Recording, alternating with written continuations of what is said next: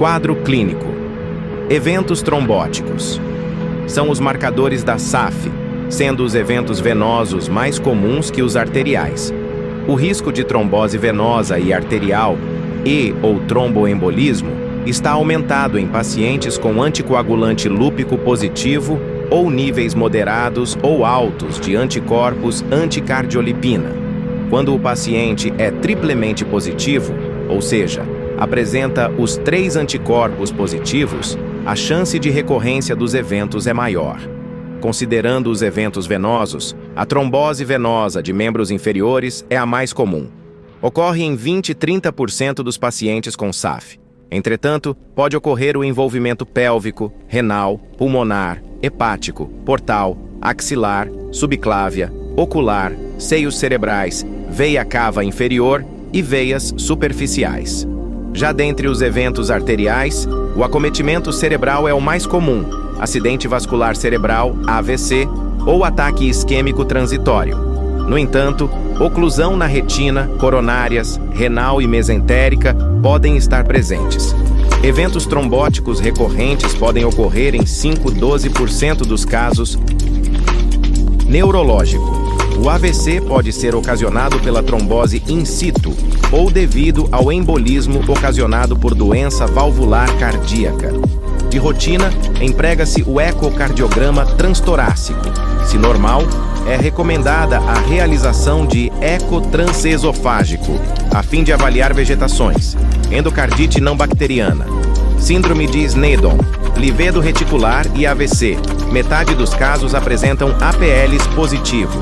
Déficits cognitivos e lesões de substância branca, trombose seio-venoso, epilepsia, psicose, coreia, hemibalismo, mielopatia transversa, hipotensão ortostática, enxaqueca e perda da audição neurosensorial, surdez súbita.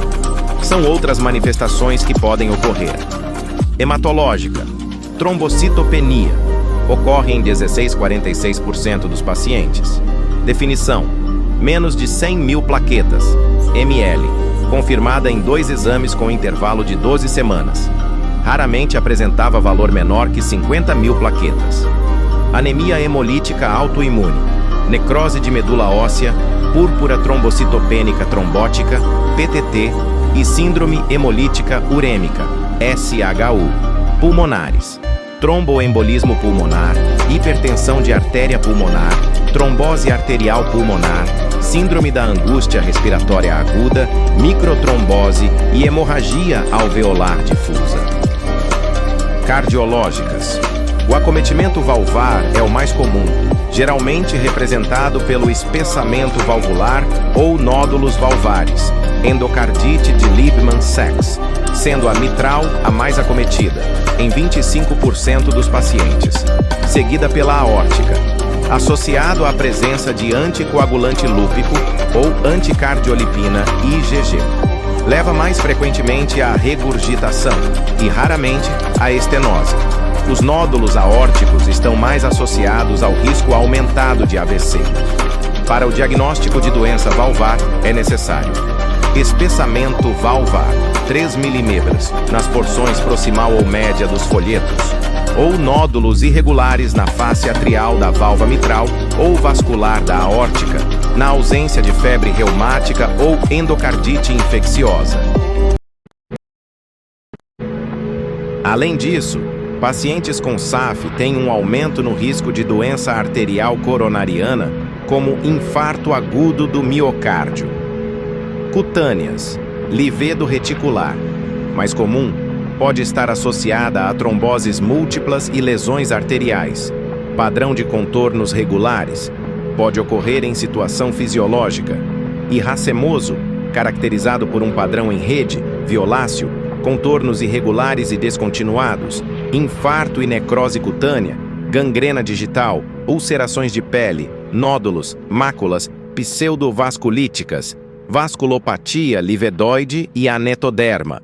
A cicatrização das úlceras pode levar à atrofia alba de Millian. Renal. Pode ser silenciosa ou causar insuficiência renal aguda ou crônica, com proteinúria e hipertensão. A microangiopatia trombótica é o achado mais característico da SAF e se caracteriza pela tríade: hipertensão, proteinúria e insuficiência renal. Podem ser encontrados também trombose e estenose de artéria renal, trombose de veia renal, necrose de papila renal e comprometimento túbulo-intersticial. Gastrointestinal. Pacientes com SAF podem ter acometimento isquêmico de esôfago, estômago, duodeno, jejuno, íleo, cólon, pâncreas, infarto, fígado. Trombose venosa. Podem evoluir com sangramento, abdômen agudo, necrose de esôfago, ulceração gástrica, duodenal, síndrome de Budd-Chiari, entre outros. Ocular. Neuropatia óptica isquêmica, oclusão arterial e venosa retiniana e amaurose fugaz. Adrenal. A trombose de veia adrenal bilateral pode levar à perda da função adrenal, resultando em infarto hemorrágico. O paciente pode se apresentar com dor abdominal, torácica, lombar ou pélvica. Geralmente, ocorre em SAF catastrófica. A investigação é feita através da ressonância. Osteonecrose. Não está clara a associação com SAF. Complicações gestacionais. O risco de doença tromboembólica na gestação ou pós-parto é de 5–12% em pacientes com SAF conhecida.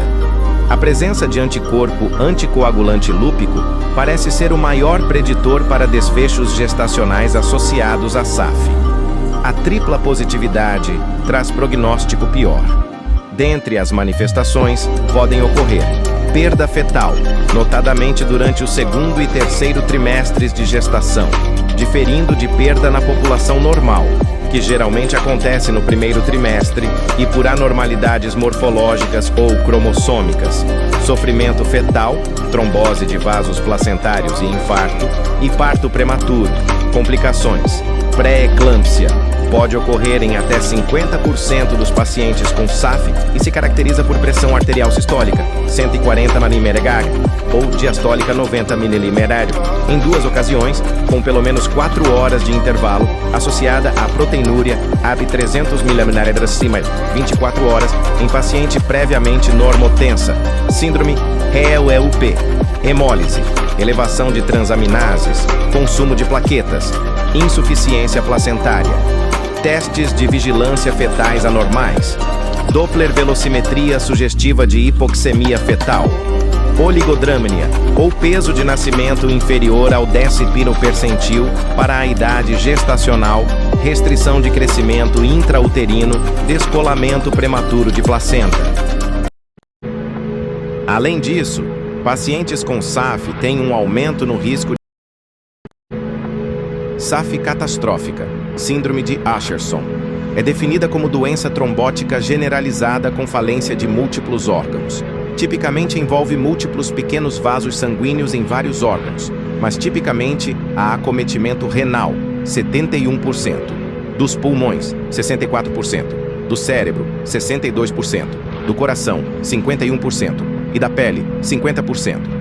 Ocorre em menos de 1% dos pacientes com SAF e geralmente é desencadeada por infecção, neoplasia, uso de contraceptivos com estrogênio, gestação, procedimentos cirúrgicos, atividade da doença de base, como LES, e suspensão de anticoagulante oral. A mortalidade é de aproximadamente 50%. Para o diagnóstico, o paciente deve ter história de SAF e ou anticorpos APLs presentes, 3 ou mais novos órgãos com trombose ocorrida dentro de 1 semana, biópsia confirmando microtrombos, exclusão de outras causas de trombose de múltiplos órgãos ou microtromboses. Diagnóstico e classificação. Critérios clínicos. Critérios laboratoriais. 1. Trombose vascular. 1 ou mais episódios clínicos de trombose arterial, venosa ou de pequenos vasos em qualquer órgão ou tecido. A trombose deve ser confirmada por estudos de imagem ou histopatológicos, sendo que, neste último, não deve estar presente inflamação de parede do vaso 2. Morbidade gestacional. A.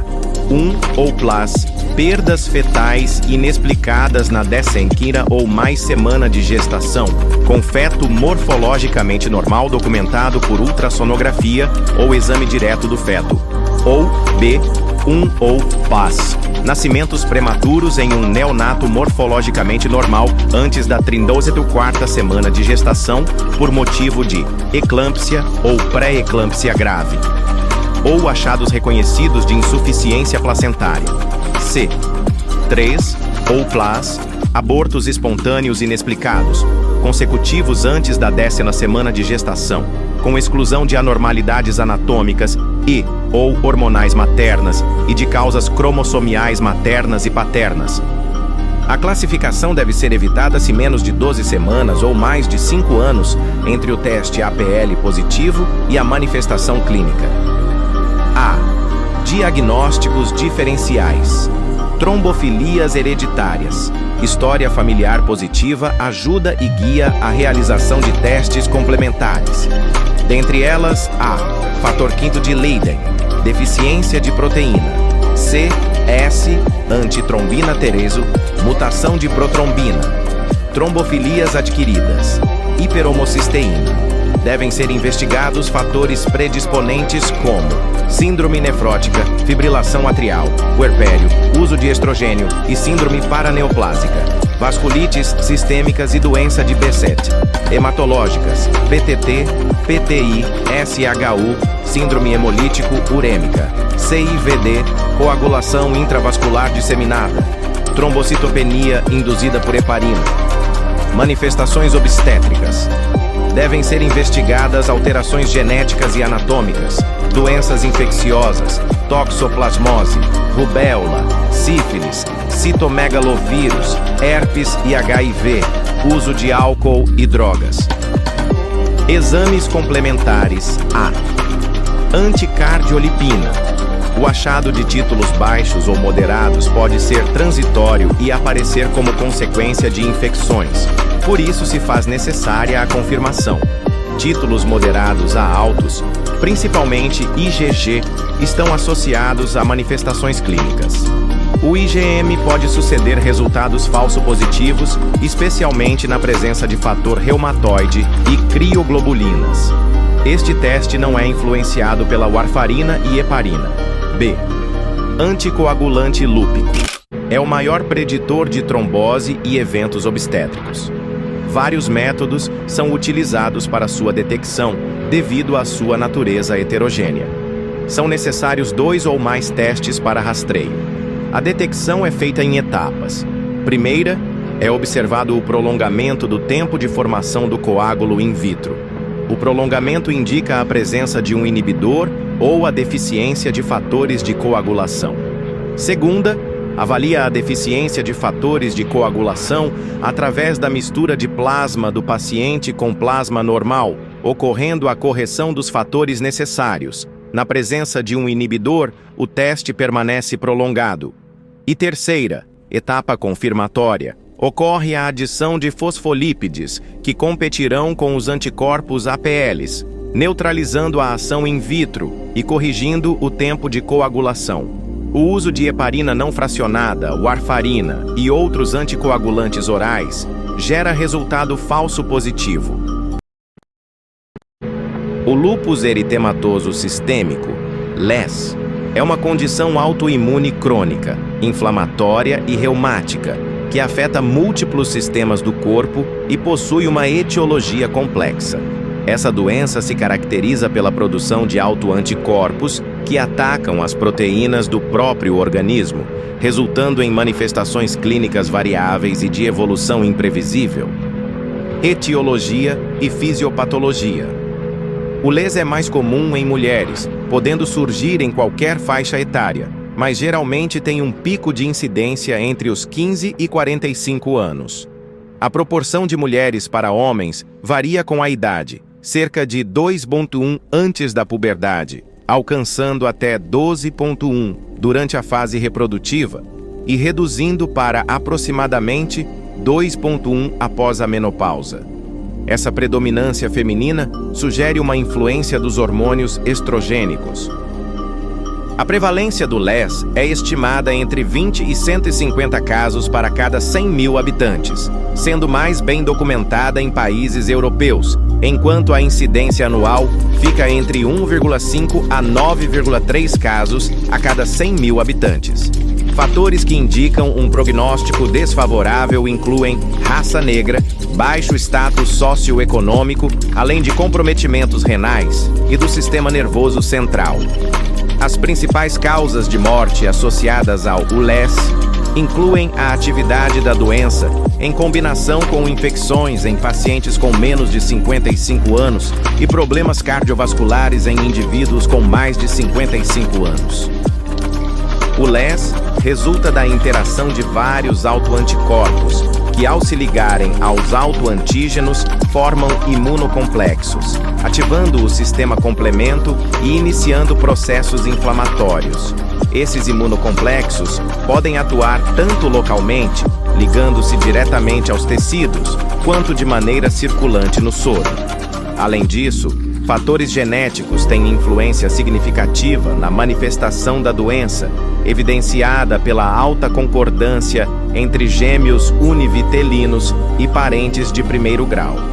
A exposição aos raios UVB, mais do que aos UVA, é um fator ambiental amplamente reconhecido que pode desencadear ou agravar a atividade do LES na maioria dos pacientes.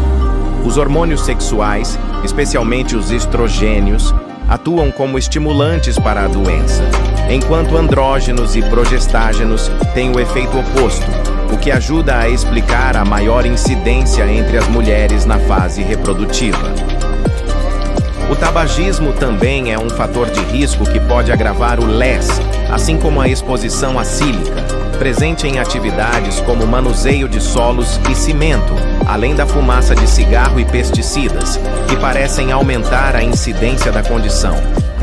Infecções por agentes microbiológicos, como o vírus Epstein-Barr, são mais prevalentes em pacientes com LES do que na população em geral.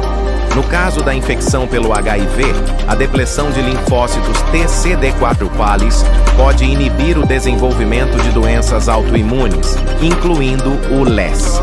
Além disso, algumas medicações estão associadas ao desenvolvimento do LES, sendo conhecidas como lupus, induzido por drogas.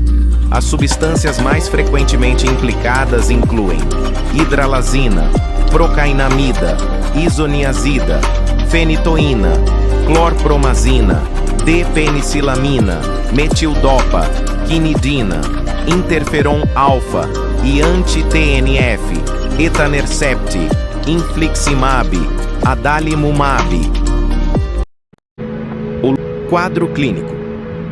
Os sintomas constitucionais estão presentes em 60% a 70% dos casos e incluem mal-estar, febre, perda de apetite, perda de peso, poliadenopatia, mialgia, artralgia e fadiga, sendo esta última um sintoma debilitante para muitos pacientes. A febre pode ser de baixa intensidade e contínua ou alta e em picos, necessitando de investigação cuidadosa. Manifestações cutâneas, 70% a 80%. Específicas.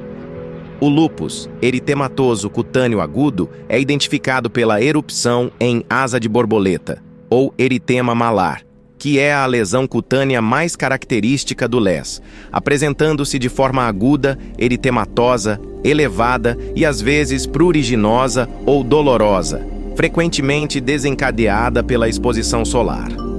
Essa lesão geralmente preserva as pregas nasolabiais devido à proteção contra a luz solar e pode variar conforme a atividade da doença. Erupções eritematosas generalizadas podem surgir rapidamente em áreas expostas ao sol ou à luz artificial, como no pescoço, face e extremidades. Lúpus eritematoso cutâneo subagudo.